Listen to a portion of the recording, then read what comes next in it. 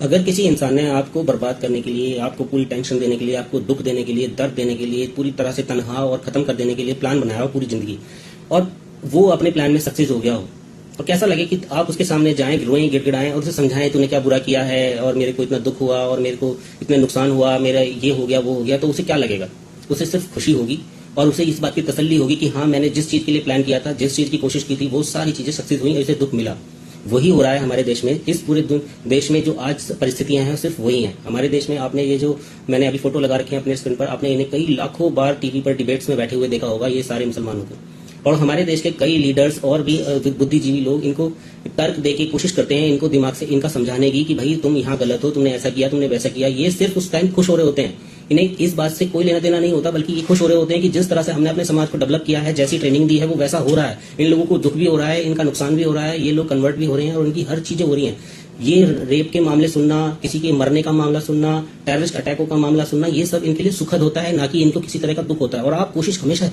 Debates में यही कोशिश करते रहते हो कि नहीं, इनको समझाओ, इनको समझाओ। देखो, जब किसी का चरित्र गिर चुका होता है, किरदार गिर चुका होता है, वो उस दायरे को बहुत पहले पार कर चुका होता है। वो इंसान जो जिस दायरे में आप उसे लाने चाह रहे होते हो, उनकी खुशी ही अब आपको दुख देने में है और हमारी कोशिश इनको समझाने में होती है। आप ये देखिए कितनी बेशर्मी से ये डिबेट्स में आकर खुले हम टेररिस्टों के पक्ष में बोल जाते हैं, उन पाकिस्तान के पक्ष में बोल जाते हैं, रेपिस्टों के पक्ष में बोल जाते हैं और उनके पक्ष में बोलते बोलते इस हद तक चले जाते हैं कि हमारे देश में अगर कोई उनके खिलाफ आंदोलन तक भी करता है तो ये नहीं, कानूनी कार्रवाई करो, फिर कोर्ट में जाओ और फिर इनके धीरे धीरे छूटने के रास्ते को और उसको देखो। आप देखिए कन्हैया लाल वाले केस में क्या हुआ, और इसमें इन्होंने अभी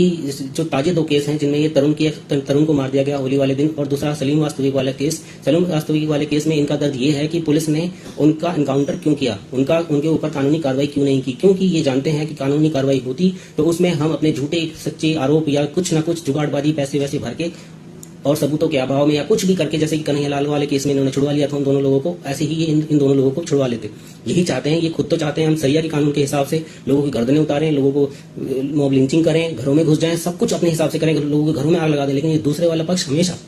कानूनी कार्रवाई के तहत संविधान के जंजीरों में जकड़ा रहे और वो उसी रास्ते से चले, वो कभी अपने गुस्से को अपने सर पे न लाए। यही इनका हथियार बन चुका है। संविधान को सिर्फ हथियार की तरह इस्तेमाल कर रहे हैं इस तरह के लोग। इसलिए आज हमें एक नए तरह के सिस्टम की जरूरत है। हमें कानून, या तो हमें संविधान में इस तरह के बदलाव करने पड़ेंगे, क्योंकि हमारा संविधान सिर्फ इंसानों के लिए है, वो इंसानी मानसिकता को समझते हुए बनाया गया था, ना कि राक्षसों के लिए है, ना राक्षसी प्रवृत्ति के लिए उसमें कंट्रोल करने की कुछ क्षमता है।